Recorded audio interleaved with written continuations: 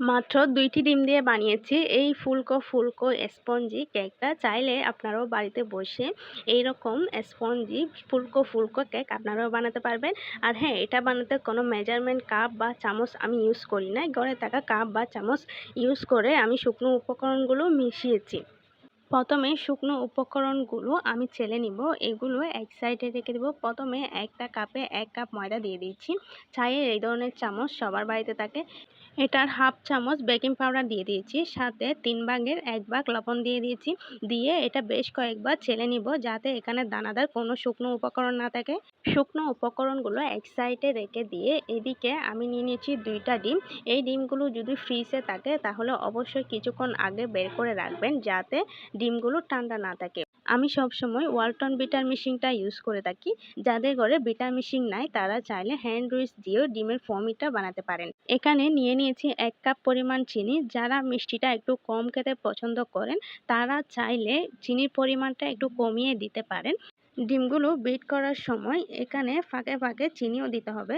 চিনিগুলো এমনভাবে বিট করতে হবে যাতে এখানে চিনির দানাগুলো থেকে না যায়। চিনি সবগুলো একসাথে দেওয়া যাবে না, এগুলো ভাগ করে করে দিতে হবে। সামান্য পরিমাণ চিনি দিয়ে কিছুক্ষণ বিট করে থেমে আবার চিনি দিতে হবে। এভাবে ১ কাপ পরিমাণ চিনি সবগুলোই এখানে দিয়ে বিট করে নিব। এটা আপনারা দেখতে পাচ্ছেন অনেকটা ফোমি হয়ে আসছে। অনেকে আছে ডিমের কুসুমটা এক সাইডে রেখে দিয়ে ডিমের সাদা অংশটা আগে ভালো করে বিট করে নেয়, পরে ডিমের কুসুমটা অ্যাড করে।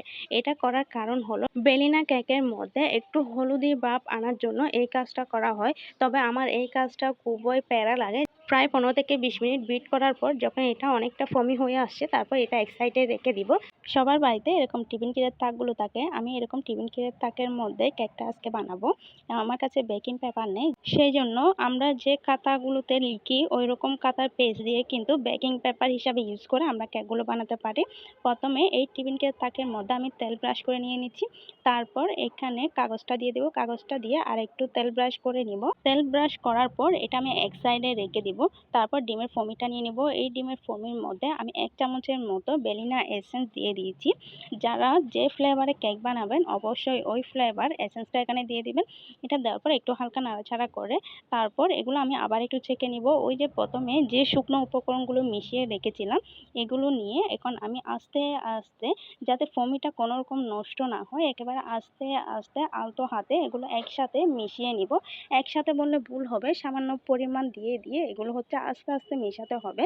শুকনো উপকরণগুলো প্রথমে ২ বার চেলে নিয়েছি, তারপর লাস্টে আবার একবার চেলে এখানে মিশিয়ে নিচ্ছি। এটা হচ্ছে আমি ৩ ধাপ করে এই ফোমের মধ্যে আমি এগুলো মিশিয়েছি। লাস্টে দিয়ে আমার ভিডিওটা অনেক বড় হয়ে যাচ্ছে, যার কারণে আমি স্পিডটা বাড়িয়ে দিয়েছি। শুকনো উপকরণগুলো ধাপে ধাপে মেশানোর পর এখানে দিয়ে দিয়েছি ২ চামচের মতো সয়াবিন তেল। চাইলে এটা স্কিপ করা যাবে, না দিলেও সমস্যা নেই। তেল ব্রাশ করা বাটিটা নিয়ে নিয়েছি। এটার মধ্যে মূলত আমি কেকটা বসাবো। সেখানে কেকের সমস্ত ডোগুলা আস্তে করে এখানে ঢেলে দিব। দেওয়ার পর এটা এভাবে একটু আস্তে আস্তে করে বাড়ি দিতে হবে যাতে এখানে ভেতরের মধ্যে কোনো খালি জায়গা না থাকে, সেই জন্য।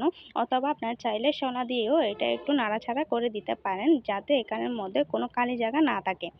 আমি কেকটা বানাবো মূলত চুলার উপর, সেই জন্য চুলার উপর দিয়ে দিয়েছি একটা প্যানটা আমি কিছুক্ষণ হিট করে নিয়ে নিয়েছিলাম। এবার এটা ঢাকনা দিয়ে রেখে দিব, আধা ঘন্টার জন্য রেস্টে রেখে দিব। এই যে আধা ঘন্টা পর হলো এটা ফাইনাল লুক উপরের দিকে। অবশেষে এত কষ্ট করার পর এই যে এটা হলো আমার কেকের ফাইনাল লুক।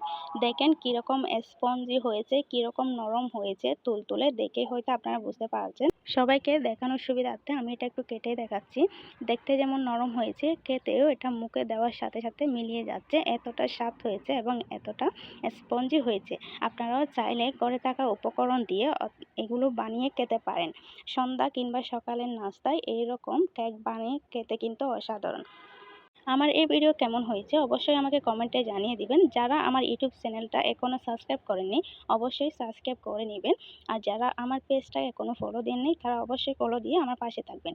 সো ধন্যবাদ, সবাই ভালো থাকবেন।